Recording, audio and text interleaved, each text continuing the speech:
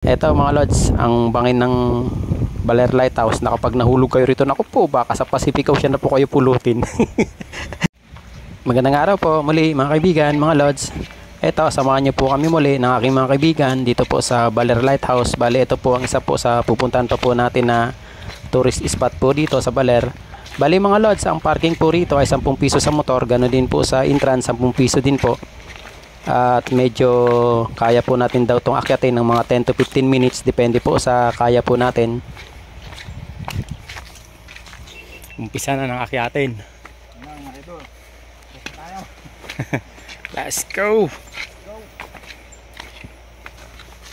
Ito mga lods, medyo matarik ang akyatin. Konting ingat lang tayo rito.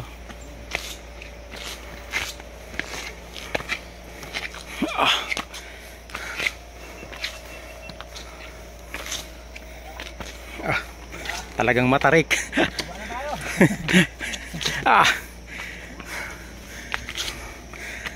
Matarik talaga. Madulas to pag maulan.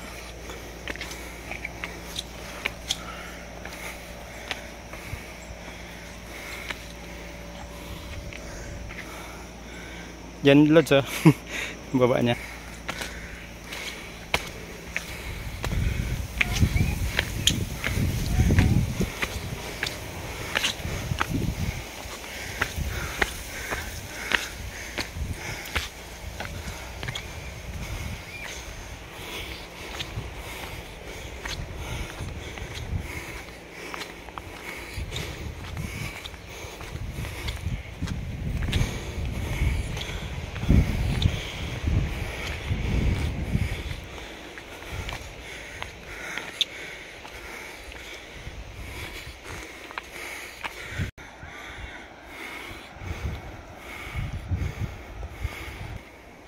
Eto po mga lods, kapag aakyat po kayo rito, kailan magbaon po kayo ng tubig at saka magbaon po kayo ng sipag pag akyat. Kasi sobrang akyatin po to. Ganun din po yung pagbaba, kasi dito rin po kayo dadaan pababa.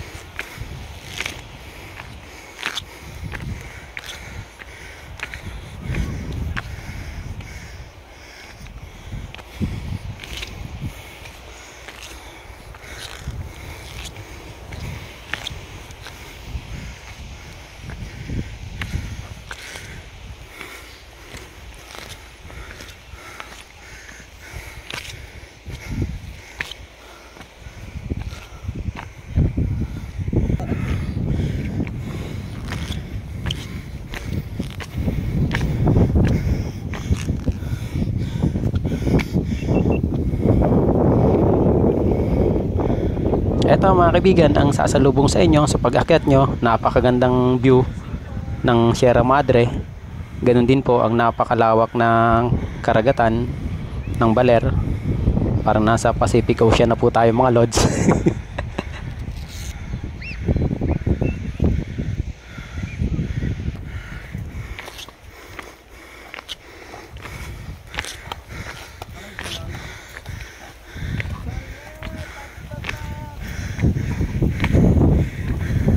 Tango, mamaya wala na yan. Let's go! Yung lula mo. Halika dito. Dito tayo sisigaw. Itong mabukan. Matakbo pa si Boss Kaloy oh. Talaga naman lakas ng 44. Ang lupit mo, Kaloy. Sigaw lang mo sa kalam. Anik. Mamaya gugulong na lang ako pababa. Wala yan, ano mo na yan. Woo!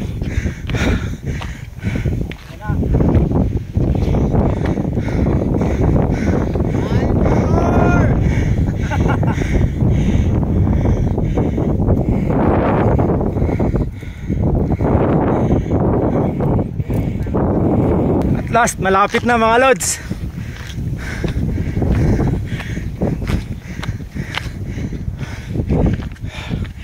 Hingal pare koy. Malapit na, ito na.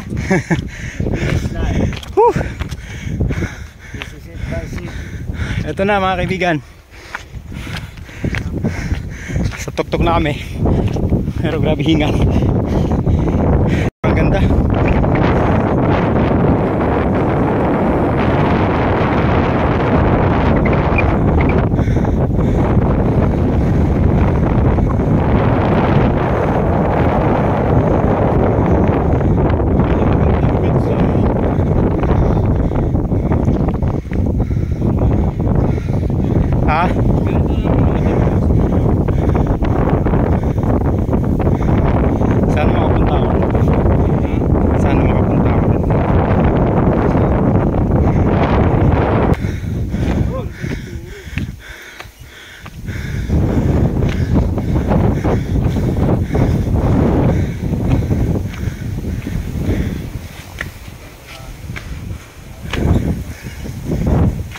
mga kaibigan yung lighthouse ng Baler. Medyo grabe yung akyatin, 10 to 15 minutes, pero narating namin. Ito nakikita nyo, sobrang lakas ng hangin dito mga kaibigan, mga lods. Sobrang ganda ng view, sulit na sulit pag-akyat. Yan yung paligid nitong lighthouse.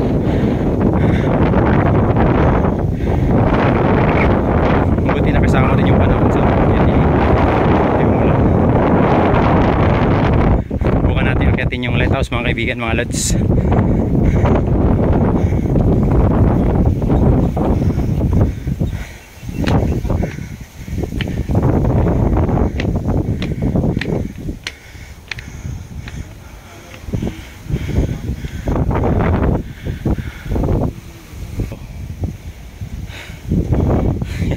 Bawal daw umakyat dito.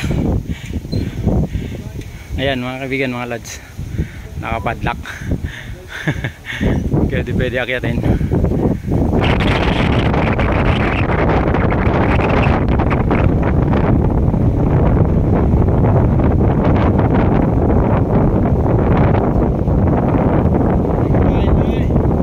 Eto mga kaibigan, mga lods, kapag nandito na po tayo sa taas, mag-iingat po tayo, daan-daan po tayo sa paglalakad. Huwag po tayong gigili dito po sa may bangin. Eto, bangin na po yan, nakakatakot po dito, napakalalim po na bangin na to. Tapos yung lugar na to, madulas po yung mga bato, kaya kailangan mag-iingat po tayo, lalo na po kung maulan. Talagang doble ingat po tayo. Eto mga lods, ang Baler Lighthouse na napakaganda, na talaga naman pong isa sa dinadayo po dito sa Baler, na kung sakali man napupunta po kayo ng Baler, isa po ito sa pwede nyong puntahan, na napakamura ng entrance. Eto mga lods, ang bangin ng Baler Lighthouse, na kapag nahulog kayo rito, naku po, baka sa Pacific Ocean na po kayo pulutin. Napakatarik nito mga lods, talaga namang di kayo mabubuhay dito pag nahulog po kayo rito. Talagang grabe, sulit na sulit mga lods yung akyatin na napakatarik sa napakagandang view na to, na halos kapag nandito kayo, halos ayaw nyo nang bumaba kasi nga po nakakapagod din bumaba.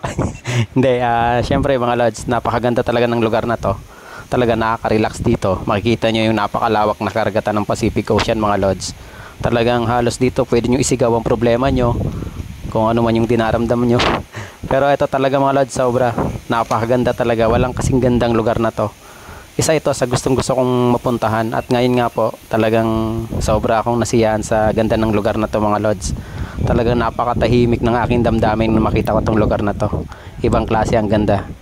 Kaya talaga mga lods, kung nagnanais kayo na pumunta rito, puntahan nyo tong lugar na to. Talaga namang, yun nga lang, akyatin, matarik, pero sulit na sulit sa ganda ng lugar. Napakamura pa ng entrance.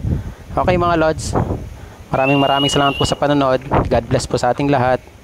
Sana nagustuhan niyo po ang aking video sa ngayon. Ingat po tayo palagi. Salamat po muli. God bless.